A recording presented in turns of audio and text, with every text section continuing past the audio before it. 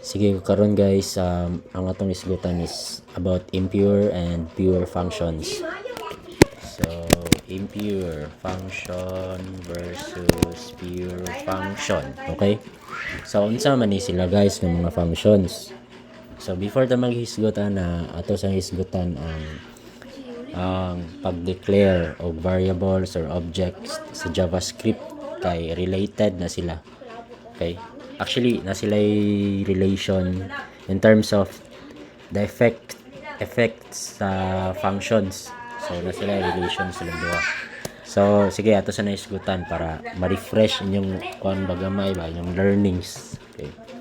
So, for example, mag-declare ko dira og number is equal to 1.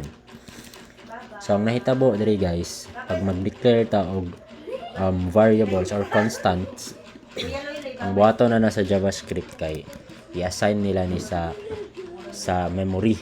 Mag-assign sila, mag-allocate sila sa memory ana. For example, ang memory address kay 0001. I-assign nila ang value ng 1. Okay? So, ang nahitabo, kini siya nanay ni siya specific address sa memory. Og kining num mo ni ang gamito na to, kini nga constant num kung itong gamiton para mo access ta ato nga memory. Okay? Ana nga address.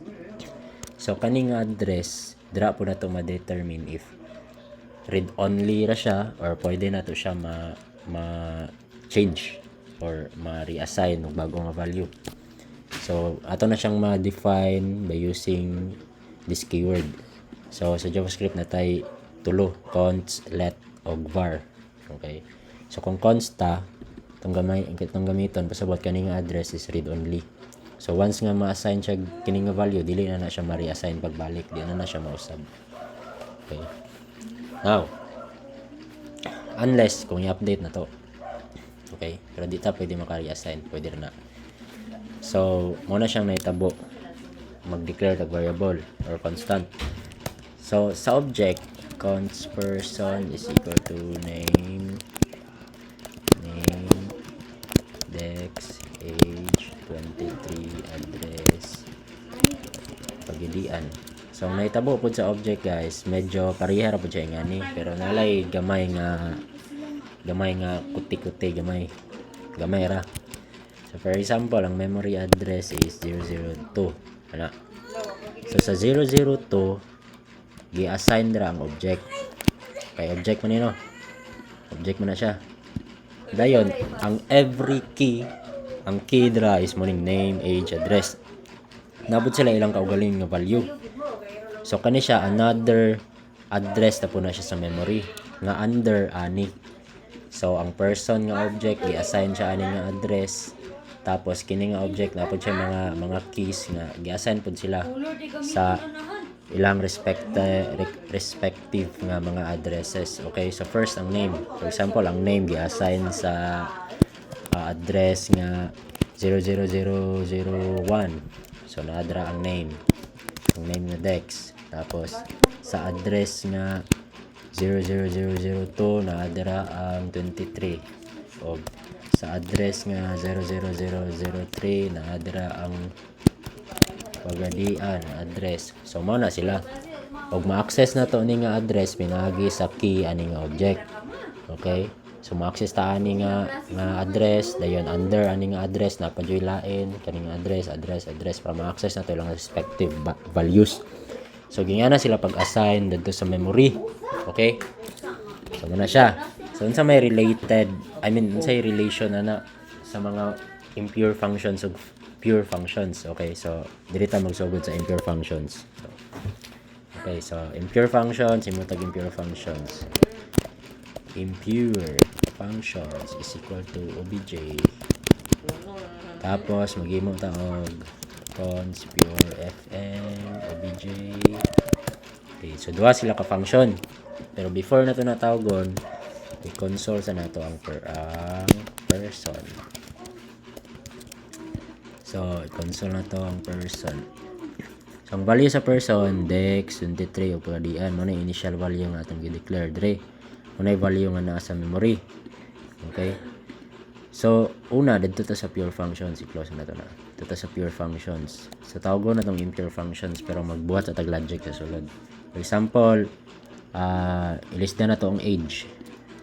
So ang age niya instead nga 23 mo na to og return obj.age is equal to 20. Okay, so tawago na to ang impure function diri, pasa na to ang person, console na to ang person, tapos iran. Di ba? Ang una mo ni siya sa wala pa siya gimitate. Ano butangan sa ganito kuan guys, kanang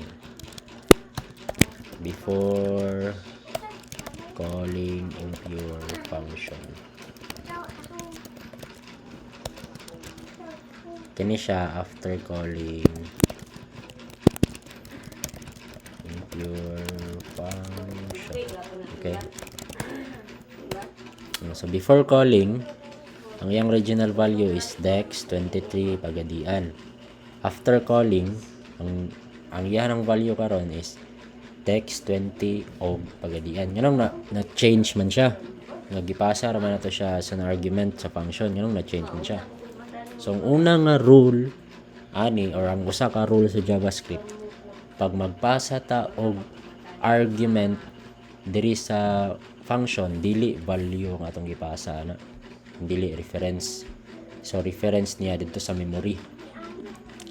Di ba ang person kabalota nga gi-allocate siya sa memory ing ani, ang object i-assign ani nga address, ang iyang mga respective keys gi-assign ani nga mga address. Okay, so pagpasa nato sa person, so murag gipasa ra pud nato ni nga object, I mean address sa argument. Tapos sulod sa function gi-access ato ang age, which is taa diri nga address. Dayon ilista na to yung value nga 23 una, gilista na to 20. So manang nausab pud yung value. Okay, so mo na siya. So unsa man di kanang labot nato kung mausab, unsa di labot pa to, murag dili kanang kuan ba, big thing ba nga mausab siya, pero dako di kina siya og kuan guys, impact sa atong code or sa performance. Ano naman natay gitawag nga garbage collection. So unsa ning garbage collection? Kining garbage collection sa JavaScript or napod ni sa uban nga languages, mo ni siya ang background process nga mo free up sa memory allocation ana nga variable or ana nga object or ana nga constant pag wala na siya gigamit. Okay, example kining object dili na siya, wala na siya gamit, so automatic ang garbage collection iyan ang i-free up ang memory para kato nga memory ma-recycle siya, magamit siya balik. So muna siyang garbage collection na process. Pero before ang object or ang constant or ang function or ang variable ma-collect siya or mahimo siyang collectible or makandidate siya sa garbage collection, before siya mahimuan na mga criteria nga dapat makapasar sa siya.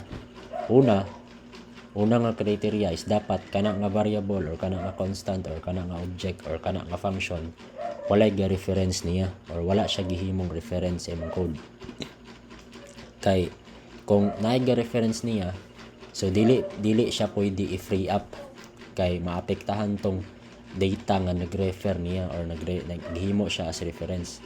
So pareha sa impure functions, di ba? Nahitabo sa impure functions, ipasa na to ang object sa argument, tapos sa sulod sa impure functions ilisda na to ang key atong object. So nahimo nga kini nga object gihimo siyang direct reference ani nga function.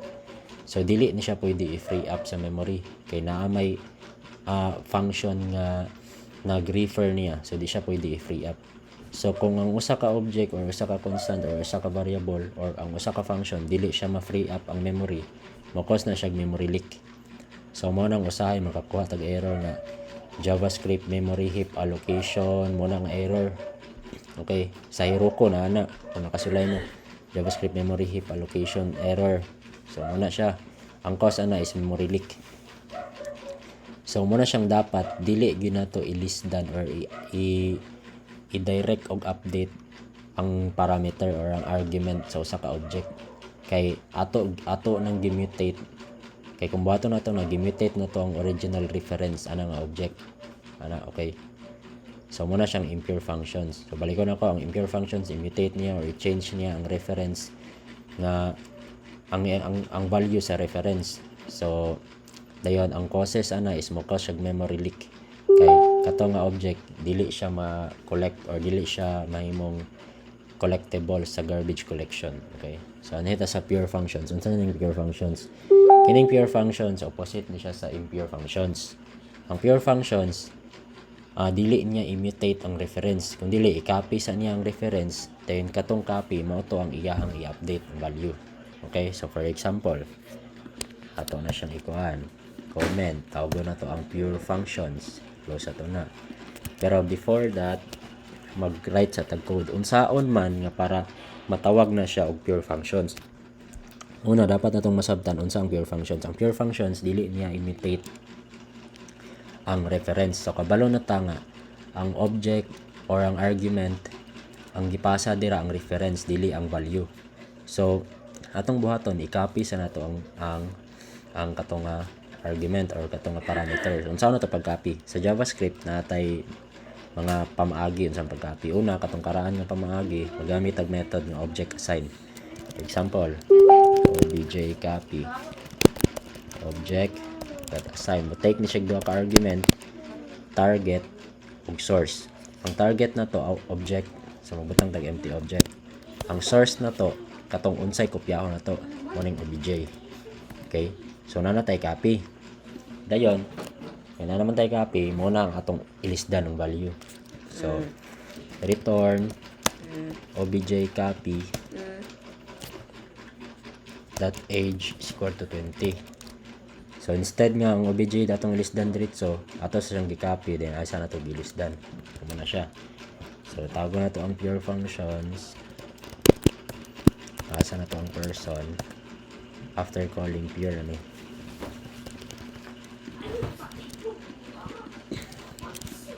Okay. So kung i-run na to, so before calling pure function, ang name niya dex age 23. So after calling pure functions, gitawag na natong pure functions, ang value sa person ron mora gyapon. Anong mora man gyapon?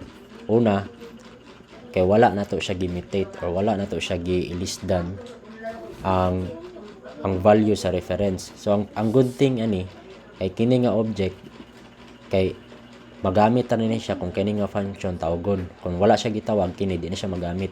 So in this case, di ba, ang garbage collection ang criteria na if ang object is wala na siya nagamit, i-free up niya ang memory.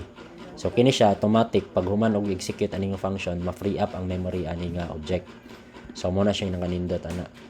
Tapos wala pagid nato gi-listdan directly ang value sa reference ng object which is ang person.